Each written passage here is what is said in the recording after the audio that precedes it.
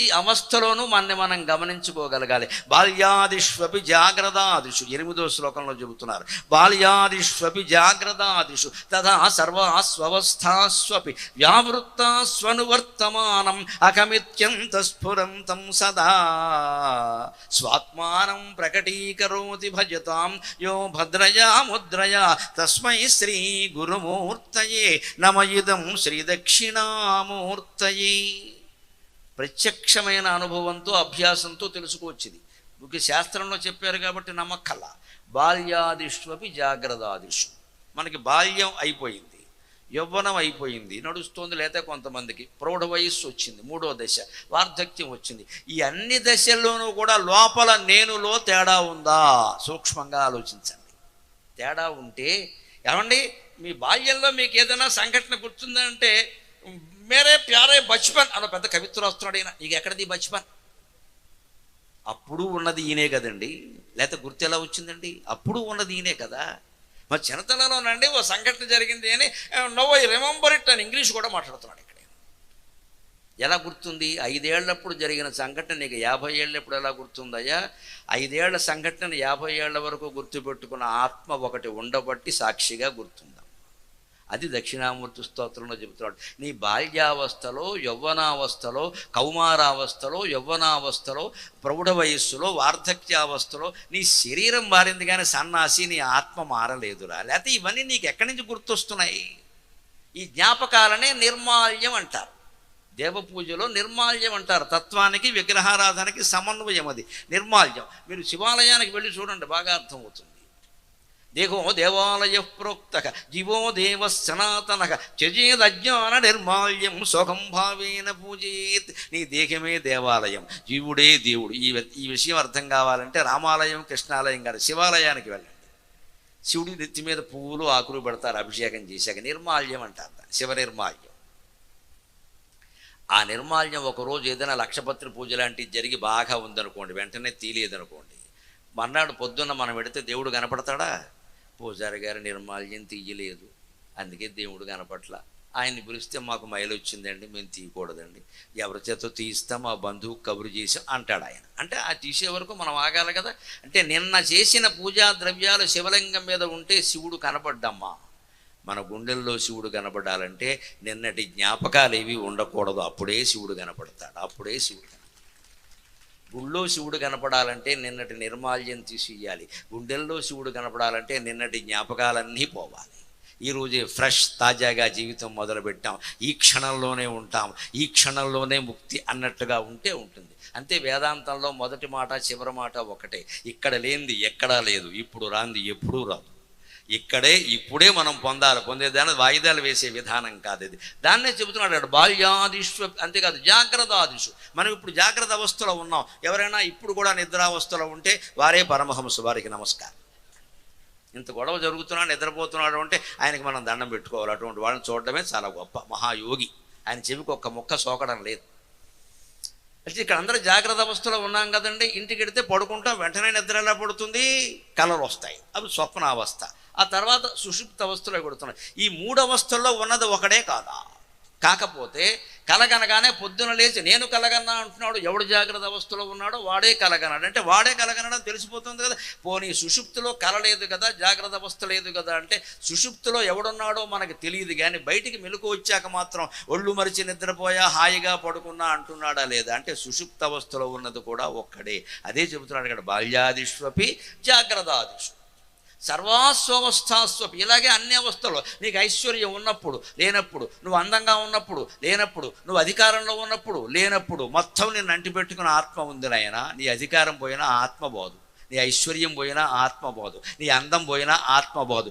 ఎప్పటికీ పోని దాన్ని మనం ఆశ్రయిస్తామా, పోయే వాటిని ఆశ్రయిస్తామా తెలుసుకోవాలి. అదే స్తోత్రం. ఎప్పటికీ ఈ అందం మిగలదని తెలుసు, ఈ ఐశ్వర్యం మిగలదని తెలుసు, ఈ హోదాలు మిగలదని. ఎంత కొట్టుకు చచ్చిపోతున్నారండి పదవుల కోసం. ఇంకా పదవి కూడా కాదండి, టికెట్ కోసం, ఎదవ టికెట్. చచ్చిపోతారా? ఒకే పార్టీలో కొట్టుకుంటారు. నాకు 6 శాస్త్రాలు 4 వేదాలు అర్థమయ్యాయి, కానీ ఒకే పార్టీ వాళ్ళు టికెట్ కోసం ఎందుకు కొట్టుకుంటారో ఇప్పటికీ నాకు అర్థం కాలేదు. మీది ఒకటే పార్టీ కదా, ఒకటే సిద్ధాంతం కదా, కనీసం ఒకటే నాయకుడు కదా, ఏ గౌరవం ఉన్నా మీరు కొట్టుకోకూడదు అంటే ఎవరికి ఎవరి పట్ల ఏ గౌరవము లేదంతా స్వార్థమే. రాజకీయం అర్థమైతే మొత్తం వేదాంతం అర్థమవుతుంది. అర్థమవుతుంది. అందుకే దాన్ని కూడా ప్రస్తావిస్తారు. రాజకీయాన్ని వదిలేకుండా దయచేసి, అది అర్థమైతేనే ఇది అర్థమవుతుంది. నిన్న ఒక మాట, ఈవేళ ఒక మాట మాట్లాడుతున్నాడంటే మానవ బంధాలన్నీ మాయా అని తెలిసిపోవట్లేదమ్మా. టికెట్ ఇచ్చేవాడు ఒక స్వార్థం కోసం ఇస్తాడు, పుచ్చుకునేవాడు ఇంకో స్వార్థం కోసం పుచ్చుకోడు. మనమేనా తెలివి తక్కువ వాళ్ళమా? మనం 2000 పుచ్చుకుని ఓటేస్తాం. ఎవరు తక్కువ వాళ్ళు కదండి, ఓటర్ దేవుళ్ళు. ఇదంతా పెద్ద మహామాయ. రాజకీయం అర్థమైతే మొత్తం స్తోత్రం ఇంకా తేలిగ్గా అర్థమవుతుంది. అందుకే వేదాంతంలో ఒక మాట చెప్తారు, మామూలుగా 100 వేదాంత గ్రంథాలు చదివినా అర్థం కాని వేదాంతం 10 ఏళ్ళు కాపురం చేస్తే ఇద్దరికి టీకా తాత్పర్యాలతో సహా తెలిసిపోతుంది మొత్తం అన్నారు. 2 పిల్లలు పుట్టి షంటింగ్ మొదలైతే మొత్తం అర్థమైపోయింది, నీకు ఎవడు చెప్పక్కర్లేదు. ఇంకా రాజకీయం అర్థమైతే అర్థమవుతుంది. ఎందుకు కొట్టుకుంటున్నారు? స్వార్థం. అదే స్వార్థం దేహం నుంచే వచ్చింది. వాడు దేహమే నేను అనుకుంటున్నాడు కాబట్టి నాకు పదవి అంటున్నాడు. లేకపోతే ఇంకోటికి వచ్చింది కదండి పదవి, ఊరుకోవచ్చు కదా. గుంటూరు బాగుపడటమే కావాలండి. పోటీ దేనికి? పోటీ పడుతున్నామంటే నీ ద్వారా జరగాలి, అంటే నీ కోసం చేస్తున్నావు. ఇది మళ్ళీ ఏమంటాడు, నాకేం అవసరం లేదండి, అమెరికాలో ఉన్నాను, వాడు సంపాదించుకున్నాను, ప్రజాసేవ చేద్దాను ఇందులో. మరి ఇంతకంటే ఎవడు దొరకలేదు మనకి. ఇక్కడికి వచ్చి ప్రజాసేవ చేస్తాడు. ఆ చేసేది అమెరికాలో చేయొచ్చు కదా, చేయడండి. అక్కడ ఎవడో గుర్తించడం వెళ్ళి ఇక్కడికి వచ్చేసరికి ఒక పెద్ద నాయకుడు. ఎందుకంటే డబ్బులు బాగా ఉన్నాయి. ఈ డబ్బులతో ఆనందం కలగట్లా. ఇప్పుడు ప్రజాసేవ ద్వారా పదవి ద్వారా కలగాలి అంటే డబ్బుల ఆనందం, ఇప్పుడు పదవి ఆనందం, ఇంకో చోట పెదవి ఆనందం. బయటి ఆనందాలకే నువ్వు పాటుపడుతున్నావు కానీ మిత్రమా, లోపలి ఆనందం గురించి ఎప్పుడైనా ప్రయత్నం చేసావా? ఆ ఆత్మానందం పొందగలిగితే దాని ముందు ఇవన్నీ నిలబడతాయా? అది స్తోత్రం. బాల్యాదిష్వపి జాగ్రత్తాదిషు తథా సర్వాస్వస్థాసపి వ్యావృత్తా స్వనువర్తమానం అకమితి అంతఃస్ఫురంతం సదా. అన్ని అవస్థల్లో వ్యావృత్తాసు నువ్వు ప్రయాణం చేస్తున్నప్పటికీ అనువర్తమానం నిన్ను అనుసరిస్తూ ఒకటి వస్తుంది, అది ఆత్మ. అంతఃస్ఫురంతం సదా అహం, నేను నేను నేను అని. నువ్వు స్త్రీవైనా పురుషుడివైనా, పొడుగున్నా లావుగా ఉన్నా సన్నగా ఉన్నా, ఎలా ఉన్నా నేను అనుసరిస్తుందా లేదా? నేనే ఇదివరకు లావుగా ఉన్నాను, ఏమిటో ఈ మధ్య సన్నబడ్డానంటావు. ఇదివరకు సన్నగా ఉండేమో చాలా ఎక్కాడు. లావుగా సన్నగా ఉన్నప్పుడు ఎవడు గ్రహించారండి? ఉన్నవాడు ఒకటే కాకపోతే లావుగా ఉన్నానని అప్పుడు, సన్నగా ఉన్నాను ఇప్పుడు ఎవరు చెబుతున్నాడు? వేరే వ్యక్తులైతే చెప్పరు కదా, భిన్న వ్యక్తులైతే చెప్పరు. ఒకడే. ఆ ఒకడెవరు? శరీరం అయితే కాదు. ఎందుకంటే శరీరం అప్పుడు లావుగా ఉంది, ఇప్పుడు సన్నగా ఉంది. శరీరం అప్పుడు చిన్నదిగా ఉంది, ఇప్పుడు పెద్దది. ఒక్కొక్కళ్ళు అంటూ ఉంటారు చూడండి, విచిత్రమైన మాట, నాకు ఎప్పటికీ నవ్వు వస్తుంది. వాళ్ళ ఊళ్ళో వాళ్ళతో పాటుగా కారులో వెళ్ళామనుకోండి, ఒకప్పుడు అండి ఈ పేట అంతా మనవాళ్లే ఉండేవారు. ఇప్పుడు మారిపోయింది కులం, వీడికి అది బాధ. మొత్తం ఇదంతా మనవాళ్లే ఉండేవారండి. ఏమిటో మన వాళ్ళు అమ్మేశారు, ఎవరో అమ్మబట్టే కొనుక్కున్నారు కదా, అమ్మడం మీ వాళ్ళ తప్పే కదా. నాకు అప్పుడు అల్లా ఏమనిపిస్తుందంటే, మొత్తం మా ఊరంతా మారిపోయిందండి అంటాడు. ఊరంతా మారిపోయిందనే సన్నాసి వీడి శరీరం కేసి చూసుకోడు. వీడు 10 ఏళ్ళప్పుడు ఊరు గురించి చెబుతున్నాడు, ఇప్పుడు 60 ఏళ్ళప్పుడు 50 ఏళ్ళలో వీడెంత మారాడండి? వీడు మారడం తప్పు కాదు కానీ ఊరు మారడం తప్ప. మా ఊరు చాలా మారిపోయింది. మారిపోతుంది, నువ్వు మారలేదా? మన మార్పుల్ని మనం గమనించడం మానేసాం. గమనించనీయకుండా చేస్తున్నదే మన మనస్సు, మహామాయ. గమనించే జ్ఞానాన్ని ఇచ్చేదే ఆత్మ. నేనెవరోని ఆలోచిస్తే ఆ గమనిక ఉంటుంది. మనస్సు మాయలో పడ్డామంటే ఈ గమనిక వదిలేసి ఊరంతా మారిపోయి మనం ఏదో ఇక్కడే ఉన్నట్టుగా ఉంటాం. ఆ ఊరిని ఈ ఊరిని చూసింది ఒకడున్నాడు కదా, ఆ కళ్ళు కాదు, ఆ ముక్కు కాదు, ఆ శరీరం కాదు. శరీరం మారిపోయింది, అయినా ఆత్మ లోపల మారలేదు. వ్యావృత్త స్వనువర్తమానం అకమిత్యంత స్ఫురంతం సదా స్వాత్మానం ప్రకటీకరోతి భజతాం యో భద్రయా ముద్రయా. ఆ ఆత్మమూర్తిని ప్రకటించే ముద్ర ఇది, భద్రముద్ర. నిన్న చెప్పుకున్నాం దాని వివరంగా. చూపుడు వేలు, బొటన వేలు దేవుడు, చూపుడు వేలు జీవుడు. ఈ 3 సత్వగుణాలు. సత్వరజస్తమో గుణాల నుంచి జీవుణ్ణి విడదీసి దేవుడితో కలపడమే మొత్తం భారతీయ తాత్విక సిద్ధాంతం. 4 వేదాలు, 6 శాస్త్రాలు, 108 ఉపనిషత్తులు, 18 పురాణాలు, 54 ఉపపురాణాలు, రామాయణ భారతాది ఇతిహాసాలు, 1000 సంస్కృత కావ్యాలు, 1000 తెలుగు కావ్యాలు చెబుతున్న ఏకైక సారాంశం మౌనంలో ఏమిటంటే ఇదే చిన్ముద్ర. దీన్ని మించిన ముద్ర లేదు. ఈ అభ్యాసమే మనం చేయాలి. విడిగారా, సత్వరజస్తమో గుణ నుంచి విడిగారా. ఆ రావాలి అని తెలుసుకున్నాక ఒకటే అని తెలుసుకోవాలంతా.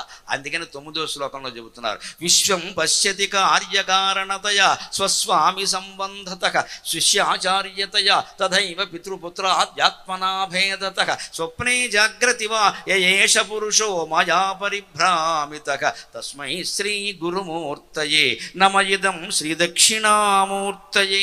విశ్వం పశ్యతి కార్యకారణతయా. ఈ ప్రపంచాన్ని మనం చూసే విధానంలో భేదం ఉంది. భేదం ఎలా ఉందంటే కార్యం వేరు, కారణం వేరుగా చూస్తున్నాం. ఏమయ్యా నువ్వు పరీక్షల్లో పాస్ అయ్యావు, కార్యం పాస్ అవ్వడం అనేది కార్యం, మంచి మార్కులు రావడం కార్యం. కారణం ఏమిటంటే కష్టపడి చదివా అంటున్నాడు. అదో కార్యం కారణం విడిగా కనపడుతున్నాయి. కానీ ఆ పరీక్ష లేకపోతే వీడు కష్టపడి చదువుతాడా? పరీక్షలు లేనప్పుడు మన పిల్లలు చదవడం మనం చూసామా? ఎందుకురా పుస్తకం తీయమంటే నో ఎగ్జామ్స్ మమ్మీ అంటాడు. అంటే ఎగ్జామ్ ఉంటేనే చదువుతాడు అనమాట. ఈ తత్వం నుంచే బయటపడేయాలమ్మా. ఈ తత్వం నుంచి పిల్లల్ని బయటపడాలి. పరీక్ష ఉన్నా లేకపోయినా రోజు పాఠం చదివి ఇవాళ చెప్పిన పాఠాలు ఇవాళ చదివితే పరీక్షగా తయారవడం తేలికవుతుంది. మీకు ఒక గొప్ప ఉదాహరణ చెబుతా. అర్జునుడు, కర్ణుడు, దుర్యోధనుడు, భీష్ముడు వీళ్ళందరూ పెద్ద వాయవ్యాస్త్రం, ఆగ్నేయాస్త్రం, నాగాస్త్రం వేశారు కదా. అవన్నీ మంత్రాలు కదా. అస్త్రం అంటే మంత్రంతో ఉంటుంది. మామూలు బాణం అంటే మంత్రం ఉండదు. బాణానికి అస్త్రానికి తేడా ఉంది. అస్త్రం అంటే ఖచ్చితంగా మంత్రం. అందుకే ఆగ్నేయాస్త్రం, వాయవ్యాస్త్రం, గారుడాస్త్రం, అక్కడ అస్త్రమే ఉంటుంది. అంతేగాని ఆగ్నేయ బాణం, గాయ బాణం, గరుడ బాణం అనరు. బాణం అంటే ఒట్టి పొల్ల, దానికి మంత్రం చేరిస్తే అస్త్రం. ఈ మంత్రాలు వాళ్ళకి యుద్ధ రంగంలో ఎలా స్ఫురిస్తాయండి? మంత్రం పెద్దది ఉంటుంది కదా, దానిపైగా 108 సార్లు జపం చేయాలి కదా. అర్జునుడి వారు ఒక అస్త్రం పట్టుకుని జపం చేస్తూ కూర్చుంటే కర్ణుడు ఈలో పీక తీసేస్తాడు. అక్కడ యుద్ధ రంగంలో ఒక్కసారే అంటారు ఆ మంత్రం కళ్ళు మూసుకుని. మరి ఎందుకు పనిచేస్తుంది? ఇంటి దగ్గర ఆ అస్త్రాన్ని దేవుడి దగ్గర పెట్టి కోట్ల కొలది ఆ మంత్ర జపం చేస్తారు. ఆ నీళ్లు దాని మీద పోస్తారు, ఆ పువ్వు దాని మీద పెడతారు, మనస్సంతా దాని మీదే పెడతాడు. అప్పుడు ఈయన చేసిన జపశక్తి ఈయన శరీరంలోంచి ఆ అస్త్రంలోకి వెడుతుంది. అప్పుడు ఆ అస్త్రం అమ్ముల పొదిలోంచి తీసి అగ్నయే స్వాహ అగ్నయేదన్నమః వైశ్వానరాయ విద్మహేలా లీలాయ ధీమహి తన్నో అగ్ని ప్రచోదయాతు అని ఒక్కసారి ఇలా లాగానే అగ్ని వస్తుంది. అంటే జీవితకాలం కోట్ల కొద్దీ చేసిన మంత్ర జపం పరీక్షా సమయంలో గుర్తొచ్చిందా లేదా? విద్యార్థి రోజు చదివితే పరీక్ష సమయంలో గుర్తొస్తాయి అన్ని విషయాలు. రోజు అభ్యాసం చేయాలి. అందుకని పరీక్షలో ప్రశ్న వచ్చాక కూడా నేను అదంతా గుర్తు చేసుకుంటా అంటే పరీక్ష సమయం ఉండదమ్మా. అక్కడ చెయ్యాలా అభ్యాసం వద్దా? ఈ కార్యకారణ సంబంధం అని మనం అనుకునేది ఉంది. ఖచ్చితంగా కారణం కార్యానికి కారణమైతే కార్యం కూడా కారణానికి సంబంధం. ఆ కార్యం లేకుండా నువ్వు కారణం చేయవు కదా. ఈ పెళ్లి జరిగింది, ఇది కార్యం అండి. దానికి కారణం ఏమిటి? పెళ్లి చూపులు అయ్యాయి కదా, నిశ్చితార్థమైంది కదా, తిరిగాం కదా, చెప్పులు అరిగేలాగా. ఇది కారణం, అది కార్యం. కానీ పెళ్ళి అనే కార్యం లేకపోతే ఈ కారణం లేదుగా, నువ్వు తిరగవుగా. అంచేత కార్యకారణాలు అనేవి మనం అనుకునేంత విచిత్రమేం కాదు. రెండు ఒకటే సుమారుగా. కార్యకారణతయ స్వస్వామి సంబంధతగా యజమాని నౌకరు. స్వ అంటే తాను, స్వామి అంటే యజమాని. యజమాని నౌకర సంబంధం కూడా కల్పనే. ఎందుకంటే చాలా వ్యాపారాలలో యజమాని నౌకరు కొంతమంది సహృదయం ఉంటే ఇద్దరు ఒకలాగే ఉంటారు. ప్రేమగానే చూస్తాడు, వీడు నౌకరు కాదండి మా అబ్బాయి అంటాడు. ఆయన మనోభావం. తేడా ఉంటే తేడాగా చూస్తాడు. ఒక్కోసారి కర్మగాలితే ఈ నౌకరు యజమాని అవుతాడు, యజమాని నౌకరు అవుతాడు. వ్యాపారాల్లో తేడా వస్తాయి. అవి వ్యాపారాల్లో సాధ్యం కాదు, రాజకీయాల్లో సాధ్యం అవుతాయి. రాజకీయాల్లో సాధ్యం అవుతాయి ఖచ్చితంగా. ఎందుకంటే పైవాడు కిందకు వస్తాడు, కిందవాడు పైకి వెళ్ళిపోతాడు ఖచ్చితంగా. ఇప్పుడు యజమాని నౌకరు అయ్యాడు, నౌకరు యజమాని అయ్యాడు. అంతే. ఈయనకి అధికారం వచ్చి ఆయనకి వెళ్ళిపోయింది. ఆయన అధికారం, ఆయన బానిసత్వం ఏదో ఈయనకు వచ్చేసింది. అంచేది ఈ స్వస్వామి సంబంధం, యజమాని నౌకరు అనేటువంటి సంబంధం కూడా ఇది మిథ్యే. ఒక ప్రిన్సిపాల్ ఉంటాడు, ఆయన దగ్గర ఒక ప్యూన్ ఉంటాడు నౌకరు. ఈయన యజమాని, ఆయన నౌకరు కదండి. పాఠాలు చెప్పేటప్పుడు ప్రిన్సిపాల్ చాలా గొప్పవాడు. ఏదైనా ఇన్స్పెక్షన్ వచ్చిందనుకోండి, ఆర్జేడీ గారు వచ్చారనుకోండి, ప్రిన్సిపాల్ ఎవరి మీద ఆధారపడతాడమ్మా? ప్యూన్ మీద ఆధారపడతాడు. ఓయ్ ఆ రిజిస్టర్ పట్టుకురారండి, ఉండండి బతుకుతున్నాం, మీరు పెద్ద పట్టుకురా బాబు బతిమారేస్తారండి. అప్పుడు వీడి ప్రిన్సిపాల్ అయిపోయాడు, ఆయన ప్యూన్ అయిపోయాడు. ఎందుకంటే ఆ రిజిస్టర్ తేకపోతే ఇక్కడ ఇన్స్పెక్షన్ నడవదు. ఇక్కడ ఇవాళ నువ్వే ముఖ్యం.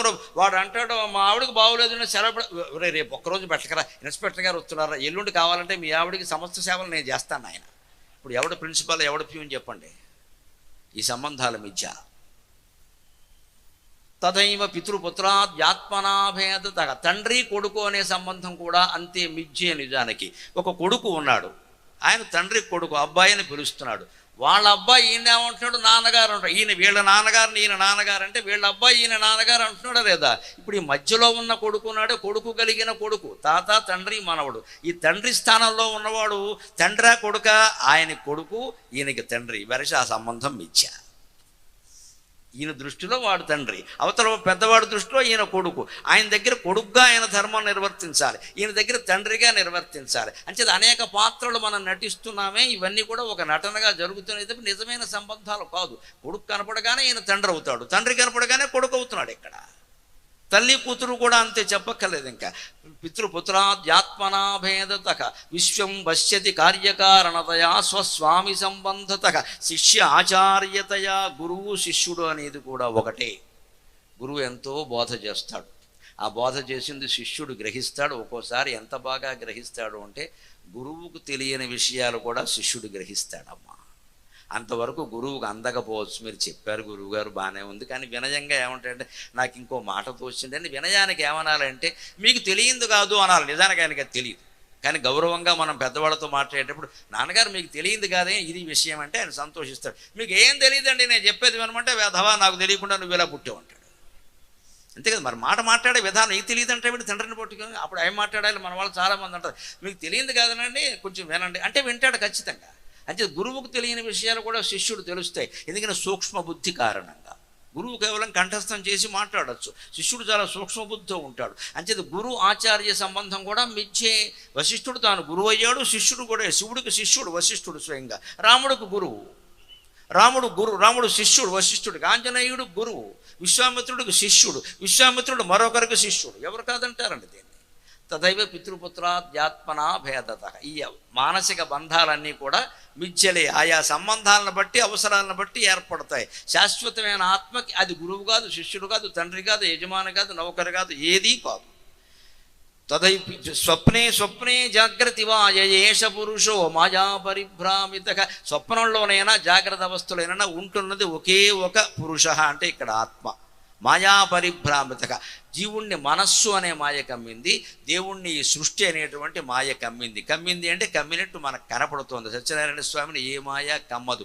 ఆయన మాయతో ఆడుకుంటాడు, మనం మాయలో పడిపోతాం. తేడా అది. దేవుడికి జీవుడికి తేడా ఏమిటంటే అందుకే మీరు గమనించండి, దేవుడు చేసేది లీల, జీవుడు చేసేది కర్మ. ఒకే పనండి. కృష్ణుడు ఆవులను గాడితే దూడలను విప్పేశాడు, ఆవుల దగ్గరికి పంపాడు, గోపికా వస్త్రాభరణం వీటిని ఏమంటారు భాగవతంలో శ్రీకృష్ణ లీలలు అంటారు. మనం ఆ పని చేస్తే పోలీస్ స్టేషన్లో భారత్తారు పట్టుకెళ్ళి, ఆడాళ్ళ చీరలు పట్టుకెడతావా అని. మరి శ్రీకృష్ణ లీల అంటే ఇది లీలేదా అంటారు. అక్కడ పోలీసులు అక్కడి నుంచి తమదైన శైలిలో విచారిస్తారు, మామూలుగా విచారణ. మరి అవే పనులు మీరు చేయండి, ఏమవుతుందో చూస్తాం ఇక్కడ. మరి అక్కడ లీల ఎందుకు అయిందండి? వేదాంతం దానికి చెప్పిన జవాబు ఒకటేనమ్మా. దేవుడు చేస్తే లీల, జీవుడు చేస్తే కర్మ అవుతుంది. ఎందుకంటే ఆనందం కోసం చేసేది కర్మ, ఆనందంగా ఉండి చేసేది లీల. అది తేడా. ఆయనకి ఏమీ అక్కర్లేదు. ఈ దూడను విడిచిపెట్టడం వల్ల, ఆ వస్త్రాపహరణం వల్ల ఏమీ ఆయనకి కలిసి వచ్చేది లేదు. ఇక్కడ నా అనవాప్తం అవాప్తవ్యం వర్తయేవచ కర్మణి అంటాడు భగవద్గీతలో. నా అనవాప్తం, నేను ఏది పొందలేనిది ఏది లేదయ్యా. అవాప్తవ్యం, అసలు పొందాలని అనుకున్నదే లేదు ఇక్కడ. వర్తయేవచ కర్మణి, అయినా పనిచేస్తూనే ఉన్నానుగా. అర్జున బాణమేమంటే ఇంత భాగవతం చేస్తావే అన్నాడు. ఇక్కడ నీ బాణం నువ్వు వేవయ్యా అంటే అర్జునుడు వాడిని చంపాలా వీడిని చంపాలా, అందరినీ ఈయనే చంపేసినట్టే. మీరు భారత యుద్ధం గమనించండి, ఒక్కడిని చంపలేదండి అర్జునుడు. భీష్ముడు ఎవరి వల్ల పడ్డాడు? శిఖండి వల్ల పడ్డాడు. ద్రోణాచార్యులు ఎవరి వల్ల పడ్డాడు? అబద్ధం వల్ల పడ్డాడు. నిజం చెప్పాలి కదా. కర్ణుడు ఎవరి వల్ల పడ్డాడు? కింది నుంచి భూమి లాక్కుంటుంటే కొట్టడం వల్ల పడ్డాడు. ఈయన గారి ప్రతాపం కాదు అక్కడ. అన్నిటికీ కృష్ణుడు సహాయం ఉంది వెనకాల. అన్నిటికీ దైవ సహాయం పెట్టుకుని నేను చంపాలా, ఎవరు చంపాలో చూస్తారులే, ముందు నువ్వు బాణం వేయన్నాడు. ఇక్కడ మన జీవితాల్లో మనం కూడా అంతే. ముందు బాణం వేస్తే చాలు, నిమిత్త మాత్రంగా మన పని మనం చేస్తే చాలు. ఇక్కడ మిగిలింది సత్యనారాయణ స్వామి చూసుకుంటాడు ఖచ్చితంగా. స్వప్నే జాగ్రత్త ఏష పురుషో మాయా పరిభ్రామిత. స్వప్నావస్థలో కానీ జాగ్రత్త అవస్థలో కానీ ఉన్నది ఒకే ఒక ఆత్మ అని తెలుస్తోంది కదా. మాయా పరిభ్రామిత. ఆయన్ని మాయ మింగదు, ఆయనకు అడ్డుగా ఉంటుంది కానీ మింగదు. మీకు కావాలంటే తెరలో గుళ్ళు ఆచారం చూడండి, కొన్ని ప్రక్రియలు నడిపించేటప్పుడు తెరేసేస్తారు. తెర వేసేయడం వల్ల ఏం జరిగిందండి? జనం సత్యనారాయణ స్వామికి కనపడలేదనుకోవడం పొరపాటు కదా. జనానికి సత్యనారాయణ స్వామి కనపడలేదు, కానీ 100 తెరలు అడ్డం ఉన్నా ఆయనకి మనం కనపడతాము. మా అనుమానం ఏందా? మన స్థాయికి తెర అడ్డం వేస్తే దేవుడు కనపడలా. అంచేత మనది మనస్సు స్థాయి, మాయలో పడిపోయే స్థాయి, మాయని ఆక్రమించే స్థాయి. తెర అడ్డం ఉన్నా ఆయన మనం చూడగలుగుతాడు. తెర తీయండి ఇప్పుడు అరగంట వరకు అంటే మీకు సమయం లేదనుకోండి, ఎక్కడో ఉద్యోగానికి వెళ్ళిపోవాలి, అక్కడే కూర్చుని దండం పెట్టుకుంటే తప్పకుండా కాపాడతాడమ్మా, ఏం అనుమానమే లేదు. నువ్వు తెర తీయాలని ఏడవలసిన పనే లేదు. అంటే తెర ఉన్నా సరే, మాయ తెర ఉన్నా అది ఆయన్ని కమ్మలేదు, మన్ని కమ్మింది. సూర్యుడిని మబ్బులు కమ్మే అంటున్నాం కదా, అది ఎంతో ఇది అంతే. తెర దేవుణ్ణి కమ్మలేదు. తెర కూడా ఎందుకు వేశారు అర్చకులు? మనకి దేవుడు కనపడకుండా వేశారు. దేవుడికి మనం కనపడకుండా తెర లేడు ఎవడు అసలు ఇక్కడ. ప్రతి ఆచారాన్ని మీరు గమనిస్తే మహత్తరమైన తత్వం ఉంటుంది అక్కడ. అంచేత నువ్వు మెలకుగా ఉన్నా, జాగ్రత్త అవస్థలో ఉన్నా, స్వప్నావస్థలో ఉన్నా ఒకే ఒక ఆత్మ లోపల వెలుగుతోంది. అది దైవం. ఎప్పుడూ ఉండే దైవం, ఒకప్పుడే ఉండేవాడు